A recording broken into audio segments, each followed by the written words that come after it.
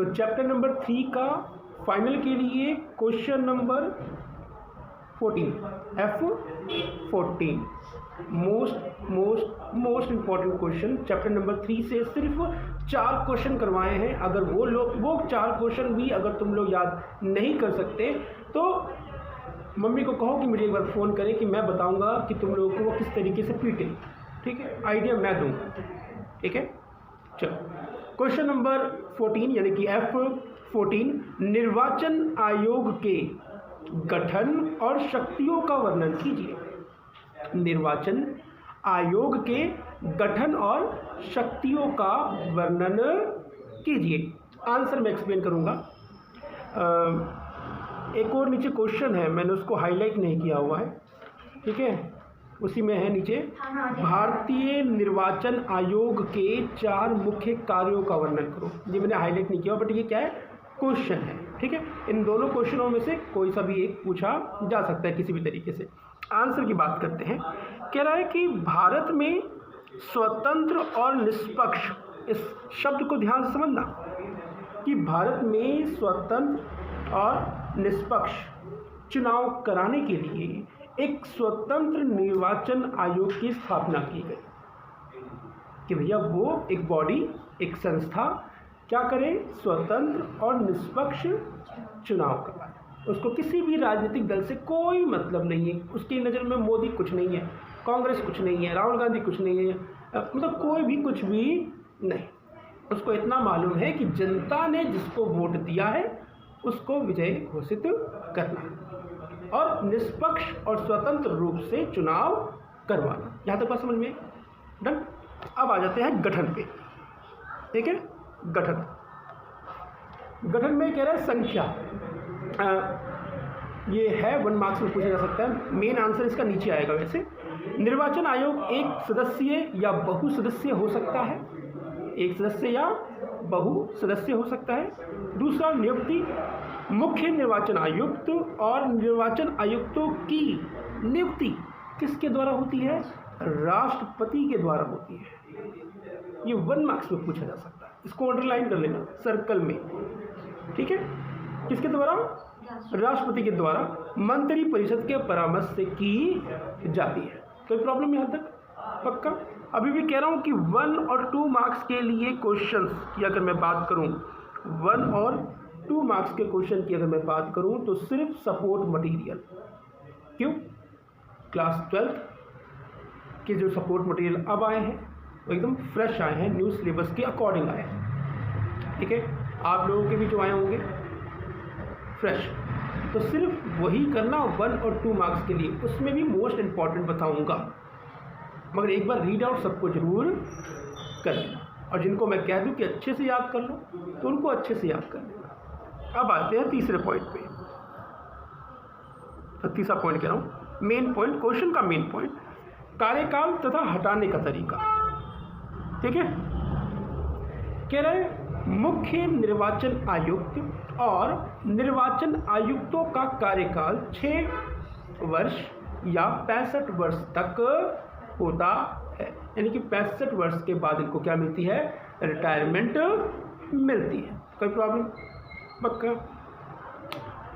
दूसरा पॉइंट, मुख्य निर्वाचन आयुक्त को राष्ट्रपति हटा सकता है। अब मैं तुम लोगों से ये पूछ लूँ कि रखता कौन है, नियुक्ति कौन करता है, राष्ट्रपति। तो जिसने रखा है तो वो उसको हटा सकता है। इससे पहले दोनों सदनों में उन्हें हटाने के लिए प्रस्ताव पास होना चाहिए। अभी जो वर्ड आया दोनों सदनों में, दोनों से 2/3 दोनों से बहुमत मिलेगा। बहुमत मतलब ये कि हाँ हटा दिया जाए, लोकसभा ने भी पास कर दिया और राज्यसभा ने भी पास कर दिया, तो फिर मंजूरी मिल गई तो राष्ट्रपति उसको हटा सकता है। अब आते हैं शक्तियों पे, यानी कि मेन आंसर पे। ठीक है, ये जो ऊपर मैंने जितने भी 3 पॉइंट करवाए हैं ना, ये इस क्वेश्चन का पार्ट बिल्कुल नहीं है, याद रखना। गठन हो गया, नियुक्ति हो गई और कार्यकाल का हटाना, ये इस क्वेश्चन का आंसर का पार्ट नहीं है, बस ये बताया गया है। मेन आंसर उस क्वेश्चन का 6 मार्क्स के लिए शक्तियाँ हैं। ठीक है, क्योंकि शक्तियों के ही बारे में पूछा गया है। पहला पॉइंट, उपयुक्त निर्वाचनों के लिए निर्वाचन नामावली तैयार करना। ये क्या कार्य करते हैं, इनकी पावर क्या है कि भैया जो उपयुक्त निर्वाचनों के लिए क्या करना है, निर्वाचन नामावली तैयार करना है। डन, कोई प्रॉब्लम तो नहीं एक्सप्लेन करने की। दूसरा, राजनीतिक दलों और उम्मीदवारों के लिए आचार संहिता को लागू करना है। अब एक वर्ड आता है आचार संहिता। आचार संहिता, कौन सा आचार पसंद है तुम्हें? अच्छा तुम्हें और कौन सा आचार पसंद है? लेकिन सर इसमें तो आचार संहिता मतलब रूल रेगुलेशन। हाँ वो बिल्कुल बात सही है तुम्हारी। आचार संहिता तो मैंने बस आचार पूछ लिया, मुझे तो कोई सा भी मिल जाए मैं खा लेता हूँ, ठीक है। फॉर एग्जाम्पल 20 तारीख को इलेक्शन, 20 तारीख को इलेक्शन है, 2 दिन पहले 18 तारीख से आचार संहिता लागू हो जाती है कि आपको जितनी भी एडवर्टीजमेंट करनी थी, जितने भी भाषण करने थे, जितने भी रोड शो करने थे, आप 18 तारीख तक ही कर सकते, उसके बाद आप नहीं करोगे। वो उल्लंघन के बीच में आ जाएगा कि आपने आचार संहिता का उल्लंघन किया है।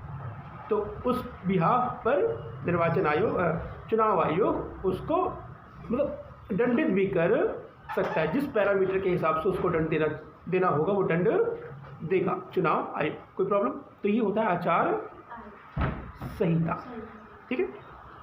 अब आ जाते हैं तीसरे पॉइंट पर, क्या राजनीतिक दलों को मान्यता तथा चुनाव चिन्ह देता है। मान्यता तथा चुनाव चिन्ह, और इसका सबसे बड़ा एग्जाम्पल तुम लोगों के आंखों के सामने है आम आदमी पार्टी।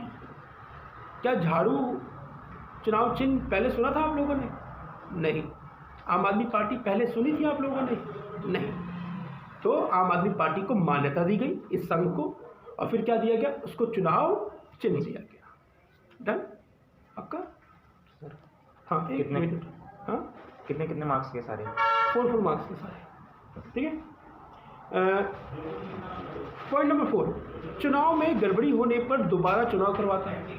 ऐसा हो सकता है ना कि भैया किसी चुनाव में कोई धांधली हो गई, और जब उसको मालूम चला तो वो पूरे चुनाव को रद्द करवा के वो दोबारा चुनाव करवाए, ठीक है।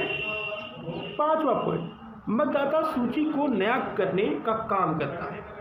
मतदाता सूची को नया करने का वो काम करता है। अब मतदाता हमें, अब जैसे मेरा नाम मेरा ही गलत है अगर देखा जाए तो। मेरा नाम क्या है? दीपक, बता देता हूँ। दीपक क्या कर रखा है मालूम? The people, the people.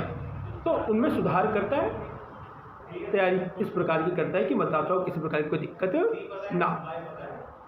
आगे 6वां पॉइंट, कह रहा है कि निर्वाचन आयोग संसद, राज्यों की विधानसभा, अब ये किस किस के चुनाव कराता है ये उसकी बात करता है। संसद, राज्यों की विधानसभाओं। विधानसभाओं का मतलब एक राज्य में, राधिका से पूछ रहा हूँ, एक राज्य में कितनी विधानसभा होती है? एक। जब इसको जब ये आंसर देती है तो बड़े ही एटीट्यूड के साथ देती है, ये एक। मतलब वो झलकता है कि हाँ मुझे आंसर मालूम है, और जब ना मालूम हो खत्म। क्या निर्वाचन आयोग संसद, राज्यों की विधानसभाओं, राष्ट्रपति, उपराष्ट्रपति के चुनाव करवाता है तथा निर्देशन और नियंत्रण करता है। निर्देश भी देता है और उनके ऊपर नियंत्रण भी रखता है। डन। तो ये था फाइनल का क्वेश्चन नंबर कौन सा? 14। फिर से कह रहा हूँ, चैप्टर नंबर 3 के सिर्फ 4 क्वेश्चन करवा रहा हूँ। इन 4 क्वेश्चनों को अच्छे से याद कर लेना, बाकी तुम्हारे लोगों की। अब इस चैप्टर नंबर 3 का लास्ट क्वेश्चन बचा है जो हम अभी करेंगे और आज ही करेंगे।